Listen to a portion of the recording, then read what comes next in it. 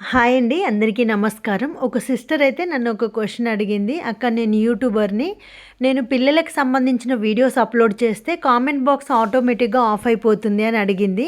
నిజానికి ఇది మీ ఒక్కరికే కాదు సిస్టర్. అందరికీ కూడా ఇదే సమస్య అనేది ఎదురవుతుంది. Because for security reasons only. దీంట్లో మీకు రెవెన్యూకి గానీ, లేదంటే ఛానల్ వ్యూ రేటింగ్‌లో గానీ ఎలాంటి ప్రాబ్లమ్ ఉండదు. కాకపోతే మనం మళ్ళీ ఎడిటింగ్‌లోకి వెళ్ళి కామెంట్స్ ఆన్, ఆఫ్ అని ఉంటుంది కదా ఆప్షన్. అందులో మనం మళ్ళీ ఆన్ చేసుకోవచ్చు.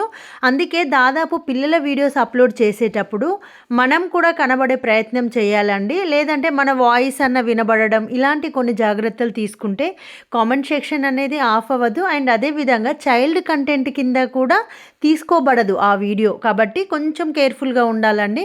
అడల్ట్స్కి సంబంధించిన ఎలాంటి వీడియోస్ పోస్ట్ చేసినా కూడా కొన్ని ప్రాబ్లమ్స్ అనేవి తక్కువగా ఉంటాయి. బట్ చిల్డ్రన్ విషయంలో మాత్రం చాలా కేర్ఫుల్గా ఉండాలండి.